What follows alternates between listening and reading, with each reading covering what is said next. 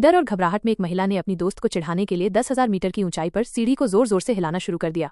उसकी दोस्त, जिसे पहले से ही ऊंचाई से डर लगता था, बुरी तरह घबरा गई।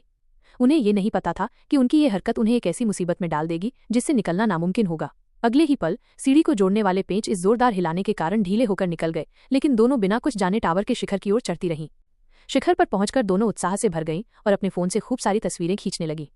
यहां तक कि सोशल मीडिया पर वायरल होने के लिए उन्होंने खतरनाक पोज देने की भी कोशिश की, पर वे जल्द ही इस 10,000 मीटर ऊंचे टावर पर फंसने वाली थीं। तस्वीरें लेने के बाद जैसे ही वे नीचे उतरने की तैयारी करने लगी, तभी एक हादसा हो गया। सौभाग्य से ऊपर मौजूद छोटी ने तुरंत सुरक्षा रस्सी पकड़ ली, जिससे लिसा गहरी खाई में गिरने से बच गई। अपनी दोस्त को बचाने के लिए छोटी ने रस्सी को एक खंभे से बांध दिया और पूरी ताकत लगाकर रस्सी खींचने लगी। दूसरी तरफ लिसा ने खुद को संभाला और टावर के खंभे पर बर्फ पर चलने की तरह धीरे धीरे चढ़ने लगी, लेकिन तभी छोटी का पैर अचानक अकड़ गया, जिससे लिसा अनियंत्रित रूप से नीचे खिसक गई।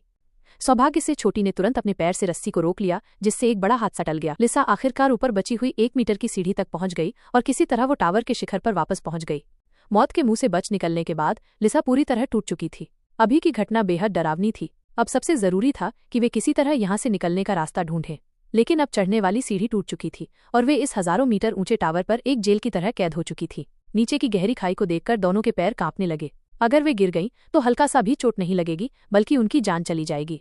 तभी लिसा को अचानक ख्याल आया कि वे फोन से मदद मांग सकती हैं, लेकिन इस 10,000 मीटर की ऊंचाई पर कोई सिग्नल नहीं था। अगर वे जल्दी यहां से नहीं निकली तो या तो वे मर जाएंगी या भूख से तड़पकर मरेंगी। जब दोनों निराश हो चुकी थीं, तभी लिसा की नज़र एक छोटे से डिब्बे पर पड़ी। उन्होंने उसे खोला तो उसमें एक दूरबीन और एक सिग्नल गन मिली। इससे उनकी उम्मीद को एक नई किरण मिली। इन दोनों चीजों की मदद से उनके बचने की संभावना कई गुना बढ़ गई थी। छोटी ने तुरंत दूरबीन से आसपास का जायजा लिया, लेकिन उसे सिर्फ गोभी मरुस्थल दिखाई दिया, जहां कोई इंसान नजर नहीं आया। तभी लिसा ने देखा कि उनका बैग, जिसमें खाना और पानी था, नीचे नहीं गिरा बल्कि बीच के एक प्लेटफॉर्म पर अटक गया था। अगर वे उस बैग तक पहुंच जाएं तो कम से कम कुछ दिन तक जीवित रह सकती थीं, लेकिन छोटी ने इसका विरोध किया। उसका कहना था कि सीढ़ी गिरने की आवाज इतनी जोरदार थी कि आसपास के लोगों का ध्यान जरूर गया होगा। अब बस उन्हें इंतजार करना चाहिए। लिसा ने उसकी बात मान ली। दोनों ने टावर के शिखर पर कई घंटे इंतजार किया, लेकिन कोई मदद नहीं आई। छोटी ने दूरबीन से चारों तरफ देखा, लेकिन उसे बचाव दल का कोई निशान नहीं मिला। उसे सिर्फ दूर खड़ी एक पुरानी वैन दिखी। लिसा ने उत्साह से दूरबीन लेकर देखा, लेकिन वैन के आसपास कोई नहीं था। उनकी उम्मीद फिर से टूट गई। बोरियत में छोटी ने अपना फोन चेक किया और देखा कि टावर के शिखर पर पोस्ट किया गया उनका वीडियो कई लाइक्स बटोर चुका था। इससे उन्हें समझ आया कि भले ही टावर के शिखर पर सिग्नल ना हो, लेकिन नीचे या बीच में जरूर सिग्नल होगा। ये सोचकर दोनों ने हिम्मत जुटाई। छोटी ने तुरंत अपने फोन को सुरक्षा रस्सी से बांधा और एक मदद का मैसेज लिखकर भेजने की कोशिश की।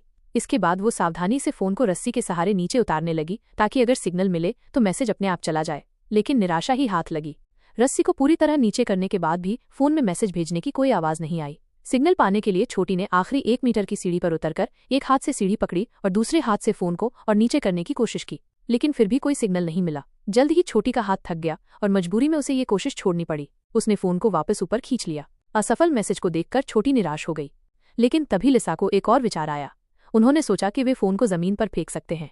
अगर फोन सुरक्षित जमीन पर पहुंच गया तो मदद का मैसेज जरूर भेजा जा सकेगा। छोटी को ये विचार पसंद आया। उसने तुरंत अपना जूता उतारा, फोन को जूते के अंदर रखा और अतिरिक्त सुरक्षा के लिए अपनी इनरवियर को भी जूते में ठूस दिया, ताकि फोन को नुकसान ना हो। सब कुछ सुनिश्चित करने के बाद